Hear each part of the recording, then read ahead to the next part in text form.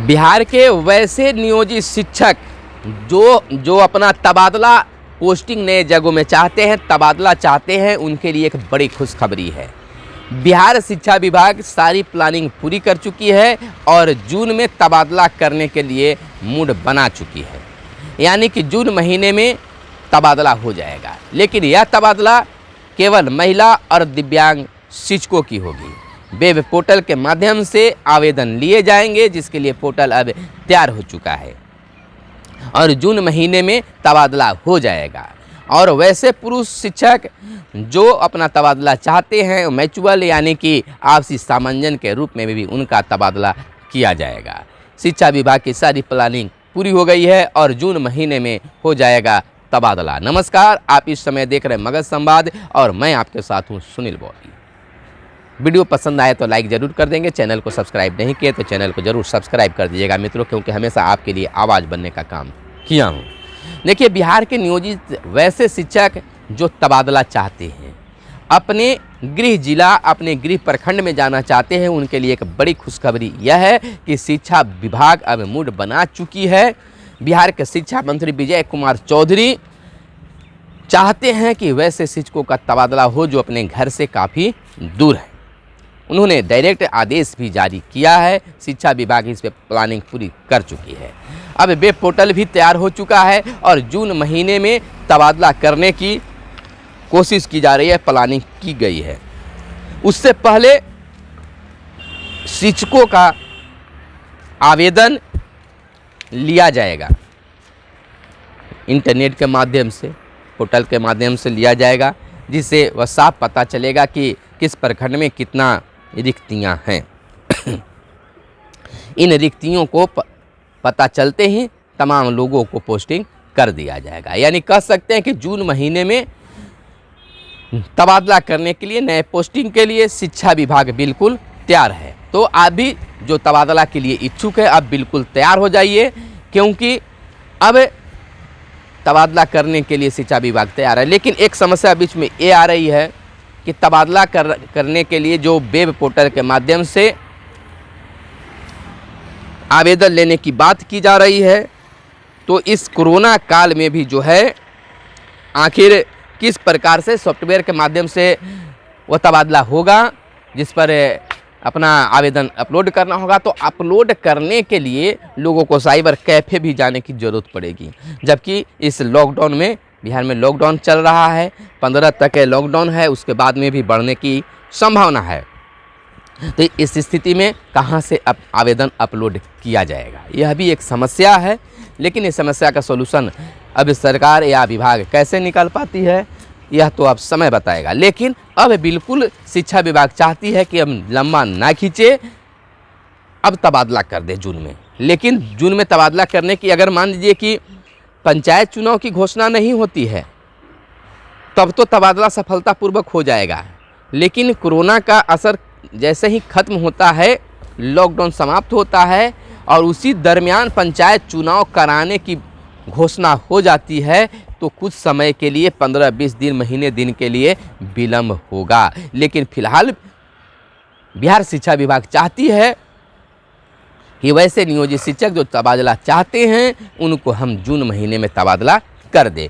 तो जिस पर कह सकते हैं कि बिहार के जो शिक्षा मंत्री हैं विजय कुमार चौधरी काफ़ी सक्रिय हैं और वो चाहते हैं कि बिहार के शिक्षकों का तबादला हो, क्योंकि उनको लंबी अरसे से उनका मांग है, वर्षों से मांग करते आ रहे हैं कि हम दूर दराज में हैं, अपने प्रखंड क्षेत्र में जाना चाहते हैं, अपने जिला क्षेत्र में जाना चाहते हैं।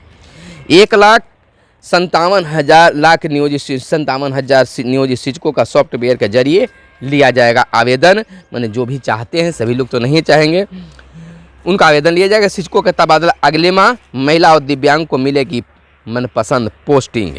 देखिए, पुरुष शिक्षकों का अंतर जिला तबादला म्यूचुअल ही संभव है। फिलहाल जो पुरुष शिक्षक चाहते हैं कि हमारा भी तबादला हो, तो फिलहाल उनके लिए म्यूचुअल ट्रांसफ़र ही संभव है, आपसी सामंजस्य से ही तबादला संभव है। लेकिन इस पर शिक्षा मंत्री कहीं है कि उनके लिए भी सोचा जा रहा है, लेकिन पहले महिला और दिव्यांग और म्यूचुअल ट्रांसफ़र को हम कर लेंगे। और जैसे ही रिक्तियाँ सामने आएगी, जैसे ही कितना कहाँ शिक्षक है, कहाँ से कहाँ लाया जा सकता है, इस बात को कन्फर्म हम कर लेंगे, तो पुरुष शिक्षकों का भी तबादला कर देंगे। राज्य के 3,57,000 नियोजित शिक्षकों के साथ ही पुस्तकालय अध्यक्षों का तबादला जून में होगा। शिक्षा विभाग ने तबादला की रणनीति तैयार कर ली है। नियोजित शिक्षकों की सेवासत नियमावली के आधार पर तबादला का प्रारूप शिक्षा विभाग ने तैयार कर लिया है। पारदर्शी तरीके से तबादला के लिए सॉफ्टवेयर के माध्यम से ऑनलाइन आवेदन लिया जाएगा। सॉफ्टवेयर तैयार कर ली गई है। तबादला के पहले शिक्षकों से आवेदन लिए जाएंगे। शिक्षिकाओं और दिव्यांग शिक्षकों को दूसरे जिलों में ऐच्छिक तबादला का लाभ मिलेगा, लेकिन पुरुष शिक्षकों को रिक्ति के आधार पर अंडर मैचुअल अंतर जिला तबादला हो सकता है। यानी जिस जिला से दूसरे जिला में शिक्षक जा रहे हैं उसके बदले उस जिला में शिक्षक आना चाहिए। इसके बदले उस जिला से शिक्षक आना चाहिए। रिक्ति के आधार पर शिक्षकों के जिले के नज़दीकी स्कूल में तबादला का भी लाभ मिल सकता है। इधर बता दें कि इसके आधार पर इस नीति कार्यान्वयन के लिए माध्यमिक शिक्षा निदेशक डॉक्टर गिरिवल दयाल सी की अध्यक्षता में बनी कमेटी सभी बिंदुओं पर विमर्श कर रणनीति तैयार कर ली है। यानी कि सारी रणनीति को तैयार कर लिया गया है और जून में तबादला करने के लिए मूड भी बना लिया गया है। देखिए, इसमें थोड़ा सा एक चीज़ और लगा दिया गया है कि अधिक उम्र वाले को कम उम्र वालों पर प्राथमिकता होगी। अधिक उम्र वाले जो शिक्षिका हैं, दिव्यांग हैं, उनको सबसे पहले प्राथमिकता दी जाएगी। सॉफ्टवेयर बता देगा किस स्कूल में कितनी रिक्तियां हैं। तबादला में उम्र की प्राथमिकता का आधार होगा। अधिक उम्र के शिक्षकों को कम उम्र के शिक्षकों की तुलना में पहले तबादला का लाभ मिलेगा। जानकारी के आधार पर सॉफ्टवेयर इस तरह काम करेगा कि किस जिले में किस स्कूल में शिक्षकों की कितनी रिक्ति है। लिंग और उम्र के आधार पर प्राथमिकता तय करने में भी सॉफ्टवेयर मदद करेगा। शिक्षकों को एक बार ही मिलेगा तबादले का लाभ। तबादला के संबंध में शिक्षकों को एक ही बार लाभ देने की बात की जा रही है। नियोजित शिक्षकों की बहाली में लोगों को दूर दराज जिलों की नियोजन इकाइयों में भी आवेदन कर नौकरी ली है। ऐसे में शिक्षक अपने जिलों में आना चाहते हैं, लेकिन सेवासत लागू नहीं होने के कारण इन्हें यह सुविधा प्राप्त नहीं थी। अब इन्हें यह सुविधा मिल चुकी है। बिहार में 2006 के बाद नियोजित शिक्षकों के लिए समग्र शिक्षा सेवासत नियमावली नहीं बन सकी थी। 2015 में ही सरकार ने सेवासत लागू करने की घोषणा की थी, लेकिन 2020 में सेवासत की मंजूरी दी गई। 2020 की सेवासत में शिक्षकों के तबादला से लेकर राज्य कर्मी की तरह अवकाश का लाभ दिया गया है। इधर आपको बता दें, प्रधान सचिव बोले हैं ट्रांसफ़र के लिए सॉफ्टवेयर तैयार है। शिक्षकों के तबादला के लिए कह सकते हैं कि प्रधान सचिव संजय कुमार सिंह शिक्षा विभाग के अपर मुख्य सचिव हैं। उनका कहना है कि शिक्षकों के तबादला के लिए तैयारी की जा रही है। तबादले के लिए सॉफ्टवेयर के माध्यम से आवेदन लिए जाएंगे। सॉफ्टवेयर भी तैयार हो गया। सॉफ्टवेयर की जाँच की जा रही है। यह तो पहले भी बात आई थी कि जाँच की जा रही है। कितने दिनों में जाँच करते हैं? खैर, कोरोना काल है, कुछ भी इस पर अंकुश नहीं लगाया जा सकता है।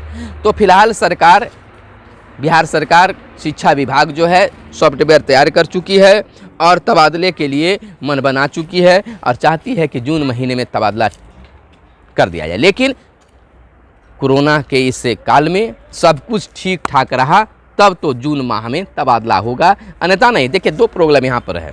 पहला, कोरोना काल अगर इसी तरह से कोरोना में संक्रमण की संख्या इसी तरह से, हालांकि देखिए 5 दिनों में कोरोना संक्रमण की मरीजों की संख्या कम हुई है।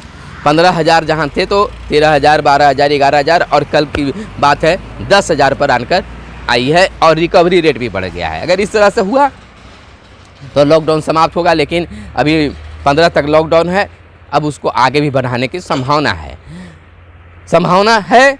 अगर इस दरमियान से अगर घटते गए तब तो तबादला हो जाएगा। दूसरी प्रॉब्लम कि अगर जैसे ही लॉकडाउन समाप्त होता है और राज्य निर्वाचन आयोग के द्वारा पंचायत चुनाव कराने की तिथियों की ऐलान कर दिया जाएगा, घोषणा कर दिया जाएगा, तो निश्चित तौर पर फिर एक बार तबादला बाधित होगा। लेकिन बाधित होगा, चुनाव होने के बाद तबादला फिर संभव होगा।